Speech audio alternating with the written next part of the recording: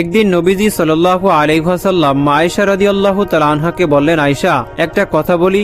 নবীজি সাল্লাল্লাহু আলাইহি ওয়াসাল্লাম একটা কথা বলবেন, তার জন্য আবার অনুমতির কি আছে? তাছাড়া নবীজির সাথে কথা বলতে চাইবে না এমন দুর্ভাগার কে বা হতে পারে এই ধরার মাঝে? আয়েশা রাদিয়াল্লাহু তাআলা আনহা বললেন, জি অবশ্যই বলুন। নবীজি সাল্লাল্লাহু আলাইহি ওয়াসাল্লাম মুস্কি হেসে বললেন, আমি কিন্তু বুঝতে পারি তুমি কখন আমার ওপর অভিমান করো। নবীজি সাল্লাল্লাহু আলাইহি ওয়াসাল্লামের কথা শুনে বিস্মিত হলেন মা আয়েশা রাদিয়াল্লাহু তাআলা আনহা। তিনি যা শুনছেন তা যদিও সত্য, কিন্তু এই সত্যের এমন অকপট স্বীকারোক্তি, তাও এমন একজন মানুষের মুখ থেকে পাওয়া যিনি গোটা বিশ্ব জাহানের জন্য রহমতের ফাল্গু দ্বারা বয়ে এনেছেন, তাতে কি বিস্মিত না হয় উপায় আছে? বিস্ময়ের রেশটুকু চেহারায় ধরে রেখে মা আয়েশা রাদিয়াল্লাহু তাআলা আনহা বললেন, কিভাবে বুঝতে পারলেন? এবার নড়েচড়ে বসলেন নবীজি সাল্লাল্লাহু আলাইহি ওয়াসাল্লাম। আয়েশা রাদিয়াল্লাহু তাআলা আনহার বিস্ময়ের ব্যাপারটা নবীজি সাল্লাল্লাহু আলাইহি ওয়াসাল্লামের কাছে তখন কোনো গোপন থাকলো না। প্রিয়তমা স্ত্রীকে এমন চমকিত এমন পুলকিত হতে দেখে নবীজি সাল্লাল্লাহু আলাইহি ওয়াসাল্লামও আলপুত হলেন। আয়েশা রাদিয়াল্লাহু তাআলা আনহার কৌতূহল মেটাতে নবীজি সাল্লাল্লাহু আলাইহি ওয়াসাল্লাম বললেন, আয়েশা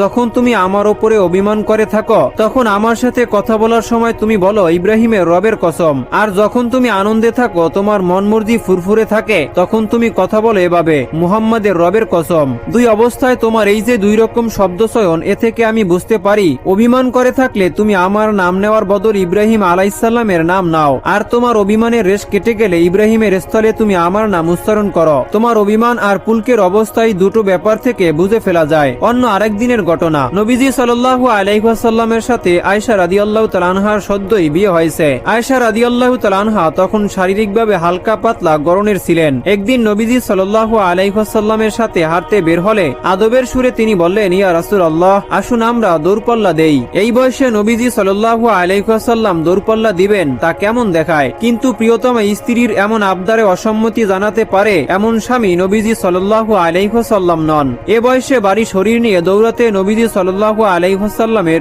একটু কষ্ট হয়ে যাবে। তবু আয়েশা রাদিয়াল্লাহু তাআলা আনহার আবদারে রাজি হয়ে গেলেন নবীজি সাল্লাল্লাহু আলাইহি ওয়াসাল্লাম। তিনি স্মিত হেসে বললেন, চলো তবে। দৌড়পাল্লা সম্পন্ন হলো এবং হালকা পাতলা গড়নের আয়েশা রাদিয়াল্লাহু তাআলা আনহু বেশ ভালোভাবে হারিয়ে দিলেন নবীজি সাল্লাল্লাহু আলাইহি ওয়াসাল্লামকে। নবীজিকে হারিয়ে দিতে পেরে আয়েশা রাদিয়াল্লাহু তাআলা আনহার চোখ মুখে সে কি বাদবাঙ্গা খুশি। হেরে গিয়ে নবীজি সাল্লাল্লাহু আলাইহি ওয়াসাল্লামও সবিশেষ আনন্দিত, হেরে যাওয়ার দুঃখে নয়, স্ত্রীর বিজয়ের আনন্দে আলপিত তিনি। এরপর নবীজি সাল্লাল্লাহু আলাইহি ওয়াসাল্লাম এবং আয়েশা রাদিয়াল্লাহু তাআলা আনহার সংসার জীবনের অনেকগুলো সময় অতিবাহিত হলো। একদা যে কিশোরী নবীজির সংসারে স্ত্রী হয়ে প্রবেশ করেছিলেন, আজ তার জীবন পরিপূর্ণভাবে বিস্কিত। নবীজি সাল্লাল্লাহু আলাইহি ওয়াসাল্লামের সাথে আরেকদিন হাঁটতে বের হয়েছেন মা আয়েশা রাদিয়াল্লাহু তাআলা আনহা। এবার তিনি আর আগের মতো আর হালকা দেহের অধিকারী নন, বরং আগের তুলনায় অনেকটাই ভারী হয়েছেন তার শরীর। ইতিপূর্বে নবীজি সাল্লাল্লাহু আলাইহি ওয়াসাল্লামের সাথে হাঁটতে বের হয়ে দৌড় প্রতিযোগিতা করার কথা ততদিনে তিনি বেমালুম ভুলে গিয়েছিলেন। কিন্তু আয়েশা রাদিয়াল্লাহু তাআলা আনহা যতই ভুলে যান না কেন, নবীজি সেদিনের স্মৃতিকে একটিও বলেননি ওই দিন আয়েশার কাছে হেরে যাওয়ার কথা। যে তার আনন্দে আটকানা হওয়া কিশোরী আয়েশার হাস্যজ্জ্বল মুখচ্ছবি এখনো নবীজি সাল্লাল্লাহু আলাইহি ওয়াসাল্লামের স্মৃতিপটে আমলীন। বহু পূর্বের সেদিনকার সেই স্মৃতি রোমস্থন করে নবীজি সাল্লাল্লাহু আলাইহি ওয়াসাল্লাম এবার বললেন, আয়েশা চলো আমরা আজ দৌড়পাল্লা দেই। যতই বয়স ও শরীর বাড়ুক না কেন, আয়েশা রাদিয়াল্লাহু তাআলা আনহার চঞ্চলা মন তো আর কোথাও তিনি বন্ধক রেখে দেননি। সুতরাং নবীজির পক্ষ থেকে দৌড় প্রস্তাব পেয়ে তিনি উৎফুল্লই হলেন বলা চলে। 7-5 না ভেবে বললেন, হ্যাঁ দেওয়াই যায়। সম্পন্ন হলো দৌড়পাল্লা, কিন্তু এবারের ফলাফল একেবারে ভিন্ন। গতবার বেশ ভালোভাবেই জিতেছিলেন আয়েশা রাদিয়াল্লাহু তাআলা আনহা, কিন্তু এবার তাকে পরাস্ত করে দিলেন নবীজি সাল্লাল্লাহু আলাইহি ওয়াসাল্লাম। এবারের প্রতিযোগিতায় বিজয়ী আল্লাহর রাসূল। দৌড় শেষে ভীষণ ক্লান্তিতে হাঁপাতে থাকা আয়েশা রাদিয়াল্লাহু তাআলা আনহার কাছে এলেন নবী। দুজনের মুখেই ক্লান্তি আর আনন্দের ছাপ। মুখে হাসি জিয়ে রেখে নবীজি সাল্লাল্লাহু আলাইহি ওয়াসাল্লাম তাকে বললেন, আয়েশা হয়ে গেল তো বদলা।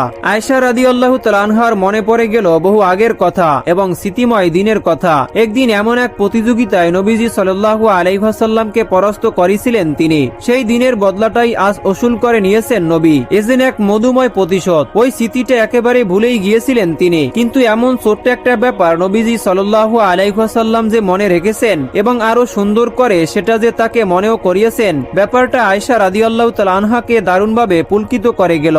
জীবনের হাজারো গুরুত্বপূর্ণ ঘটনাবলীর মাঝে আয়েশা রাদিয়াল্লাহু তাআলা আনহার এত ছোট্ট একটি স্মৃতিকে নবীজি সাল্লাল্লাহু আলাইহি ওয়াসাল্লাম পরম যত্নে আগলে রেখেছেন হৃদয়ে। ব্যাপারটা তাকে আনন্দিত না করে পারে? নবীজির নবীর এরকম ভালোবাসায় আয়েশা রাদিয়াল্লাহু তাআলা আনহা দারুণভাবে মুগ্ধ হলেন।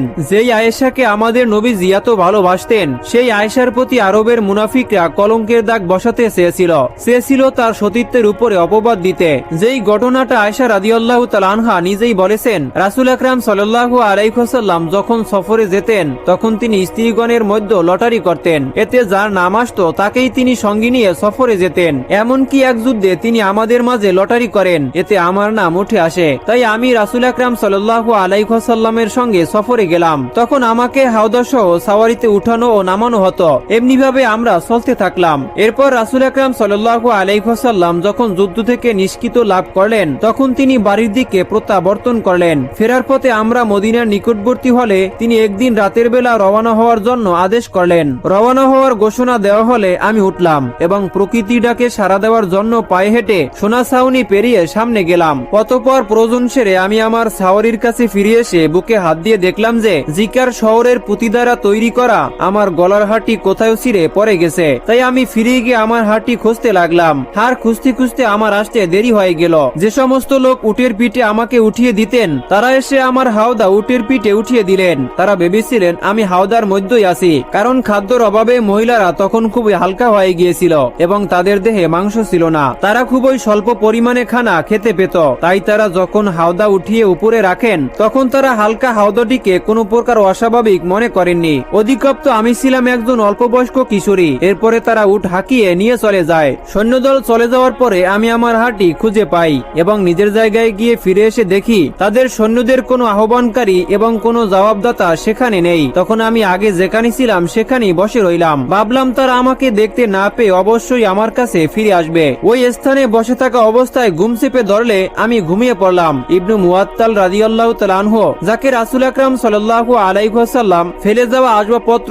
সংগ্রহ করার জন্য পেছনে থাকার নির্দেশ দিয়েছিলেন, সৈন্যদল চলে যাওয়ার পরও সেখানে তিনি ছিলেন। তিনি সকালে আমার অবস্থান স্থলের কাছে এসে একজন ঘুমন্ত মানুষকে দেখে আমার দিকে তাকিয়ে আমাকে চিনে ফেললেন। পর্দার বিধান অবতীর্ণ হওয়ার পূর্বে তিনি আমাকে দেখেছিলেন। তিনি আমাকে চিনতে পেরে ইন্না লিল্লাহি ওয়া ইন্না ইলাইহি রাজিউন এই দোয়াটি পাঠ করলেন। আমি তা শুনে জেগে উঠলাম এবং চাদর টেনে আমার চেহারাকে ঢেকে ফেললাম। আল্লাহর কসম, আমি কোনো কথা বলিনি এবং তার থেকে ইন্না লিল্লাহ ব্যতীত অন্য কোনো কথাও শুনতে পাইনি। এরপরে তিনি শহরে থেকে নামলেন এবং শহরেকে বসিয়ে তার সামনে পা নিচু করে দিলে আমি গিয়ে তাতে উঠে পড়লাম। পরে তিনি আমাকে সহ শহরকে টেনে আগে আগে চললেন। অতঃপর ঠিক দুপুরে প্রচন্ড গরমের সময় আমরা গিয়ে সেনাদলের সঙ্গে মিলিত হলাম। সে সময় তারা একটি জায়গায় অবতরণ করেছিলেন। এই ঘটনার সূত্র ধরে মুনাফিকরা আমার নামে সতীত্ব হারানোর অপবাদের রটনা শুরু করে দিল। অপবাদকারীদের মধ্যে প্রধান ভূমিকা রেখেছিল আব্দুল্লাহ ইবনে উবাই ইবনে সুলুল। আমি যখন মদিনায় আসলাম তখন আমি 1 মাস পর্যন্ত অসুস্থ থাকলাম। এদিকে অপবাদ রটনাকারীদের কথা নিয়ে লোকদের মধ্যে আলোচনা ও চর্চা হতে থাকলো, কিন্তু এগুলোর কিছুই আমি জানি না। তবে আমি সন্দেহ করেছিলাম এবং তারও দৃঢ় হচ্ছিল আমার এই অসুখের সময়। কেননা এর আগে আমি রাসূল আকরাম সাল্লাল্লাহু আলাইহি ওয়াসাল্লামের কাছ থেকে যেরকম স্নেহ ও ভালোবাসা পেতাম আমার এই অসুখের সময় তা আমি আর পাচ্ছিলাম না। তিনি আমার কাছে এসে সালাম করে কেবল তুমি কেমন আছো জিজ্ঞাসা করে চলে যেতেন। তার এই আচরণই আমার মনে ভীষণ সন্দেহ জাগিয়ে তোলে। তবে কিছুটা সুস্থ হয়ে বাইরে বের হওয়ার আগ পর্যন্ত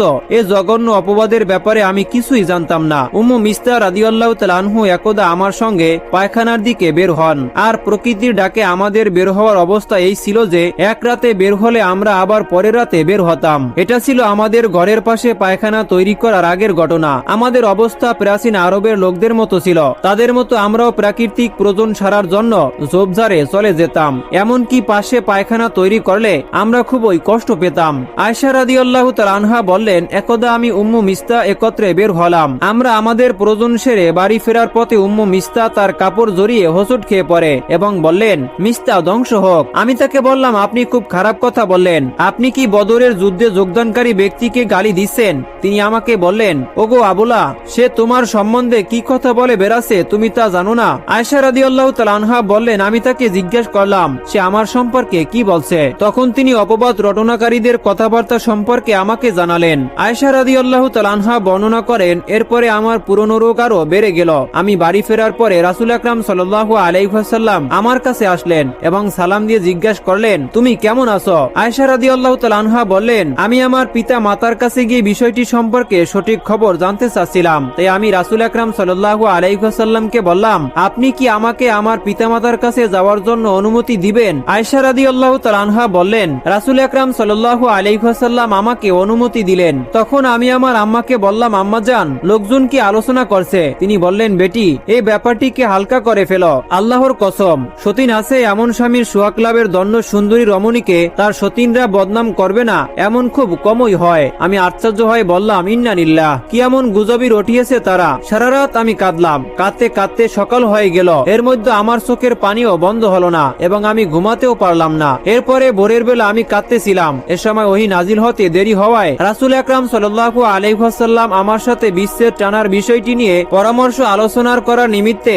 আলী ইবনে আবু তালিব এবং উসামা ইবনে যায়েদ রাদিয়াল্লাহু তাআলা আনহাকে ডেকে পাঠালেন। উসামা রাদিয়াল্লাহু তাআলা আনহা বললেন, তারা আপনার স্ত্রী, তাদের সম্পর্কে আমি ভালো ব্যতীত আর কিছুই জানি না। আলী রাদিয়াল্লাহু তাআলা আনহা বললেন, হে আল্লাহর রাসূল, আল্লাহ তো আপনার জন্য সংকীর্ণতা রাখেননি, তিনি ব্যতীত আরো বহু মহিলা আছে। অবশ্য আপনি এই ব্যাপারে দাসী বারিরা রাদিয়াল্লাহু তাআলা আনহাকে জিজ্ঞাসা করুন, সে আপনার কাছে সত্য কথাই বলবে। আয়েশা রাদিয়াল্লাহু তাআলা আনহা বললেন, তখন রাসূল আকরাম সাল্লাল্লাহু আলাইহি ওয়াসাল্লাম বারিরা রাদিয়াল্লাহু তাআলা আনহাকে ডেকে বললেন, হে বারিরা, তুমি তার মধ্যে কোনো সন্দেহপূর্ণ আচরণ দেখছো কি? বারিরা রাদিয়াল্লাহু তাআলা আনহা বললেন, ওই আল্লাহর শপথ, যিনি আপনাকে সত্য বিধানসমূহ পাঠিয়েছেন, আমি তার মধ্যে কখনো এমন কিছুই দেখিনি যার দ্বারা তাকে দোষী বলা যায়। তার সম্পর্কে কেবল এতটুকুই বলা যায় যে তিনি হলেন অল্প বয়স্কা কিশোরী। রুটি তৈরি করার জন্য আটা খামির রেখে তিনি ঘুমিয়ে পড়েন আর বকরি এসে অমনিতা খেয়ে ফেলে। সেদিন রাসূল আকরাম সাল্লাল্লাহু আলাইহি ওয়াসাল্লাম সঙ্গে সঙ্গে উঠে গিয়ে মেম্বরে বসে আব্দুল্লাহ ইবনে উবাইয়ের ক্ষতি থেকে রক্ষার আহ্বান জানিয়ে বললেন, হে মুসলিম সম্প্রদায়, যে আমার স্ত্রীর ব্যাপারে অপবাদ রটি আমাকে কষ্ট দিয়েছে, তার এই অপবাদ থেকে আমাকে কে মুক্ত করবে? আল্লাহর কসম, আমি আমার স্ত্রী সম্পর্কে ভালো ব্যতীত আর কিছুই জানি না। আর তারা সাফওয়ান ইবনে মুআত্তালের নাম উল্লেখ করেছে, যার ব্যাপারেও আমি ভালো ব্যতীত কিছুই জানি না। সে তো আমার সঙ্গে আমার ঘরে যায়। সাদ ইবনে মুয়াজ রাদিয়াল্লাহু তাআলা আনহা উঠে বললেন, হে আল্লাহর রাসূল, আমি আপনাকে এই অপবাদ থেকে মুক্তি দিব। সে যদি আউস গোত্রের লোক হয় তাহলে তার শিরচ্ছেদ করব, আর যদি সে আমার ভাই খাজরাজের লোক হয় তাহলে তার ব্যাপারে আপনি যা বলবেন আমি তাই করব। আয়েশা রাদিয়াল্লাহু তাআলা আনহা বললেন, এ সময় হাসান বিন সাবিত রাদিয়াল্লাহু তাআলা আনহার মায়ের চাচাতো ভাই খাজরাজ গোত্রের নেতা সাদ ইবনে উবাদা রাদিয়াল্লাহু তাআলা আনহু দাঁড়িয়ে একথার প্রতিবাদ করলেন। আয়েশা রাদিয়াল্লাহু তাআলা আনহা বললেন, এ ঘটনার আগে তিনি একজন সৎ ও নেককার লোক ছিলেন। গোত্রীয় অহংকারে উত্তেজিত হয়ে তিনি সাদ ইবনে মুয়াজ রাদিয়াল্লাহু তাআলা আনহুকে বললেন, তুমি মিথ্যা কথা বলছো। আল্লাহর কসম, তুমি তাকে হত্যা করতে পারবে না এবং তাকে হত্যা করার ক্ষমতাও তোমার নেই। সে তোমার গোত্রের লোক হলে তুমি তার নিহত হওয়া কখনো পছন্দ করতে না। তখন সাদ ইবনে মুয়াজ রাদিয়াল্লাহু তাআলা আনহু এর চাচাতো ভাই উসাইদ ইবনে হুজাইর রাদিয়াল্লাহু তাআলা আনহু সাদ ইবনে উবাদা রাদিয়াল্লাহু তাআলা আনহুকে বললেন, বরং তুমি মিথ্যা বলছো। আল্লাহর কসম, আমরা অবশ্যই তাকে হত্যা করব। তুমি হলে মুনাফিক, তাই মুনাফিকদের পক্ষ নিয়ে কথাবার্তা বলো। এ সময় আউস ও খাজরাজ উভয় গোত্র খুব উত্তেজিত হয়ে যায়, এমনকি তারা যুদ্ধের সংকল্প করে বসে। এ সময় রাসূল আকরাম সাল্লাল্লাহু আলাইহি ওয়াসাল্লাম মিম্বরেই দাঁড়িয়েছিলেন। রাসূল আকরাম সাল্লাল্লাহু আলাইহি ওয়াসাল্লাম তাদেরকে শান্ত করলেন এবং নিজেও চুপ হয়ে গেলেন। আয়েশা রাদিয়াল্লাহু তাআলা আনহা বললেন, আমি সেদিন সারাক্ষণ কেঁদে কেঁদে কাটালাম। চোখের দ্বারা আমার বন্ধ হয়নি এবং একটু ঘুমও হয়নি। আমি কান্না করেছিলাম আর আমার পিতামাতা আমার পাশেই উপবিষ্ট ছিল। এমনি করে একদিন 2 রাত কান্না করে করে কাটিয়ে দিলাম। এর মধ্যে আমার একটুও ঘুম হয়নি, বরং অনবরত আমার চোখ দিয়ে অশ্রু ঝরতেই থাকে। মনে হচ্ছিল যে কান্না করতে করতে আমার কলিজা ফেটে যাবে। আমি ক্রন্দনরত ছিলাম। আমার আব্বা আম্মা আমার পাশে উপবিষ্ট ছিল। এমন সময় একজন আনসারী মহিলা আমার কাছে আসার অনুমতি চাইল। আমি তাকে আসার অনুমতি দিলাম। সে এসে বলল এবং আমার সঙ্গে কাঁদতে আরম্ভ করলো। তিনি বললেন, আমরা কান্না করছিলাম। এই মুহূর্তে রাসূল আকরাম সাল্লাল্লাহু আলাইহি ওয়াসাল্লাম আমাদের কাছে এসে সালাম করলেন এবং আমাদের পাশে বসে গেলেন। আয়েশা রাদিয়াল্লাহু তাআলা আনহা বললেন, অপবাদ রটানোর পরে আমার পাশে এসে এভাবে তিনি আর কখনো বসেননি। এদিকে রাসূল আকরাম সাল্লাল্লাহু আলাইহি ওয়াসাল্লাম 1 মাস অপেক্ষা করার পরেও আমার ব্যাপারে তার নিকটে কোনো হই আসেনি এবং আসার পরে রাসূল আকরাম সাল্লাল্লাহু আলাইহি ওয়াসাল্লাম কালিমা শাহাদাত পাঠ করলেন। এরপরে বললেন, আয়েশা, তোমার ব্যাপারে আমার কাছে অনেক কথাই পৌঁছে গেছে।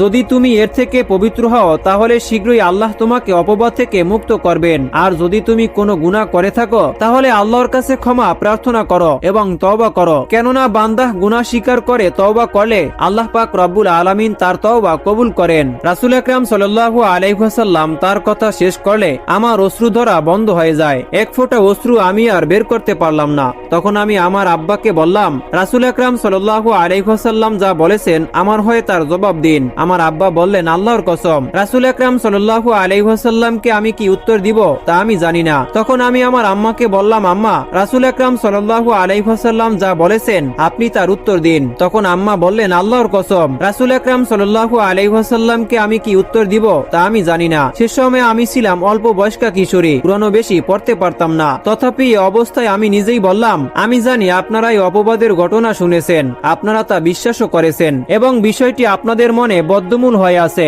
এখন যদি আমি বলি যে এর থেকে আমি পবিত্র, তাহলে আপনারা আমাকে বিশ্বাস করবেন না। আর যদি আমি এই অপরাধের কথা স্বীকার করে নেই, যে সম্পর্কে আল্লাহ জানেন যে আমি এর থেকে পবিত্র, তাহলে আপনারা তা বিশ্বাস করবেন। আল্লাহর কসম, আমিও আপনারা যে বিপাকে পড়েছি এর জন্য ইউসুফ আলাইহিস সালামের পিতার কথা ব্যতীত আমি আর কোনো দৃষ্টান্ত খুঁজে পাচ্ছি না। তিনি বলেছিলেন, পূর্ণ ধৈর্যই শ্রেয়। তোমরা যা বলছো এ ব্যাপারে আল্লাহ একমাত্র আমার আশ্রয়স্থল। অতঃপর আমি মুখ ঘুরিয়ে আমার বিছানায় শুয়ে পড়লাম। আল্লাহ তাআলা জানেন যে সে মুহূর্তে আমি পবিত্র।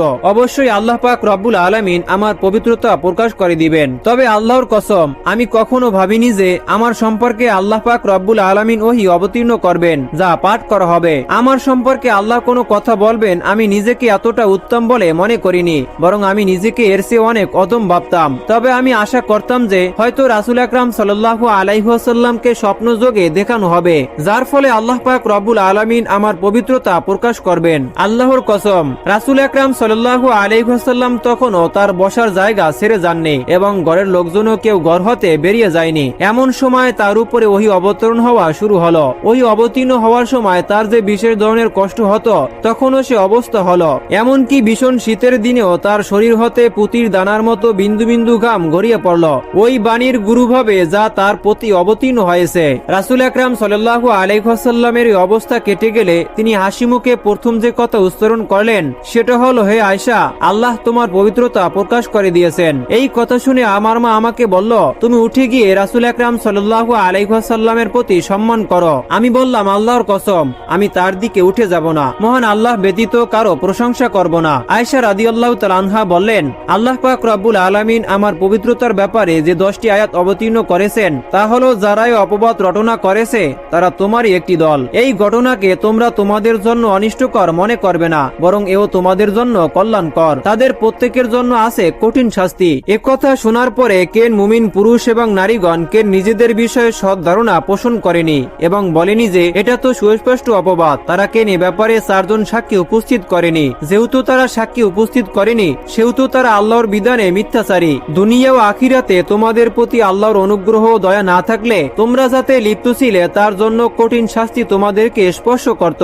যখন তোমরা মুখে মুখে মিথ্যা ছড়াচ্ছিলে এবং এমন বিষয়ে মুখে উচ্চারণ করছিলে যার কোনো জ্ঞান তোমাদের ছিল না এবং একে তোমরা তুচ্ছ ব্যাপার বলে ভাবছিলে, অথচ আল্লাহর কাছে তা ছিল খুবই গুরুতর ব্যাপার। আর এই কথা শোনা মাত্র তোমরা কেন বললে না যে এ বিষয়ে বলাবলি করা আমাদের জন্য উচিত নয়? আল্লাহ পবিত্র মহান, এ তো এক গুরুতর অপবাদ। আল্লাহ পাক রব্বুল আলামিন তোমাদেরকে উপদেশ দিচ্ছেন, যদি তোমরা মুমিন হয়ে থাকো তাহলে কখনো অনুরূপ আচরণের পুনরাবৃত্তি করবে না। আল্লাহ পাক রব্বুল আলামিন তোমাদের জন্য তার আয়াতসমূহ বিবৃত করেন এবং আল্লাহ পাক রব্বুল আলামিন সর্বজ্ঞ প্রজ্ঞাময়। যারা মুমিনদের মধ্যে অশ্লীলতার প্রসার কামনা করে তাদের জন্য আছে দুনিয়া ও আখিরাতের মর্মান্তিক শাস্তি। আল্লাহ পাক রব্বুল আলামিন জানেন, তোমরা জানো না। তোমাদের প্রতি আল্লাহর অনুগ্রহ দয়া না থাকলে তোমরা কেউই অব্যাহত পেতে না। আল্লাহ পাক রব্বুল আলামিন দয়াময় ও পরম দয়ালু। আমার পবিত্রতার ব্যাপারে আল্লাহ পাক রব্বুল আলামিন এই আয়াতগুলো অবতীর্ণ করলেন। আত্মীয়তা এবং দারিদ্র্যের কারণে আবু বকর সিদ্দিক রাদিয়াল্লাহু তাআলা আনহু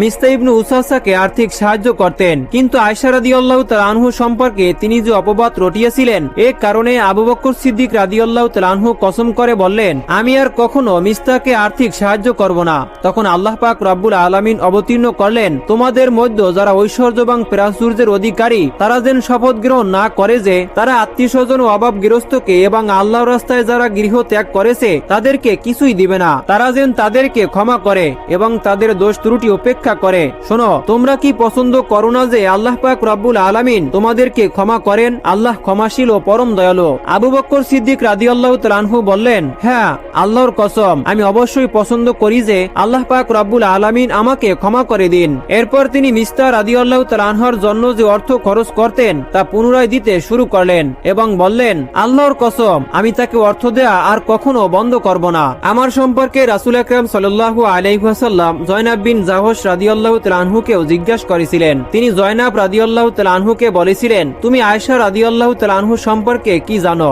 অথবা বলেছিলেন তুমি কি দেখছো? তখন তিনি বলেছিলেন, হে আল্লাহর রাসূল, আমি আমার চোখ ও কানকে হেফাজত করেছি, আল্লাহর কসম আমি তার ব্যাপারে ভালো ব্যতীত আর কিছুই জানি না। আয়েশা রাদিয়াল্লাহু তাআলা আনহা বললেন, নবী করিম সাল্লাল্লাহু আলাইহি ওয়াসাল্লামের স্ত্রীগণের মধ্যে তিনি আমার পক্ষে ছিলেন, আল্লাহ তার তাকওয়ার কারণে তাকে রক্ষা করেছেন। আয়েশা রাদিয়াল্লাহু তাআলা আনহা বললেন, অথচ তার বোন হামনা রাদিয়াল্লাহু তাআলা আনহু অপবাদ রটনাকারীদের মতো অপবাদ রটাচ্ছিল, যার ফলে তিনি ধ্বংসপ্রাপ্তদের সঙ্গে ধ্বংস হয়ে গেল। খবর পেয়ে তার সত্যতা যাচাই না করে তার উপর আমল করা মুমিনের বৈশিষ্ট্য নয়, এতে করে পরবর্তীতে লজ্জিত হতে হয় এবং অপদস্থ হতে হয়। এজন্য এসব থেকে বিরত থাকাই শ্রেয়। আয়েশা রাদিয়াল্লাহু তাআলা আনহার ক্ষেত্রে তাই ঘটেছিল। মুনাফিকরা অনুমান নির্ভর ঘটনা সাজিয়ে আয়েশা রাদিয়াল্লাহু তাআলা আনহুর বিরুদ্ধে অপবাদ রটনা করেছিল। এর ফলে রাসূল আকরাম সাল্লাল্লাহু আলাইহি ওয়াসাল্লাম তার প্রিয় স্ত্রী আয়েশা রাদিয়াল্লাহু তাআলা আনহু এবং মুমিনগণ দীর্ঘ সময় সীমাহীন কষ্ট ভোগ করেন। তাই অনুমানের ভিত্তিতে কোনো কিছু বলা থেকে আমাদেরকে বিরত থাকতে হবে। আল্লাহ পাক রব্বুল আলামিন আমাদের সঠিক বুঝদান করার তৌফিক দান করুন। সকলেই কমেন্ট বক্সে লিখুন আমিন। প্রিয় দর্শক, আজকের পর্ব এ পর্যন্তই। দেখা হচ্ছে পরবর্তী ভিডিওতে। সে পর্যন্ত ভালো থাকুন, সুস্থ থাকুন। আল্লাহ হাফেজ।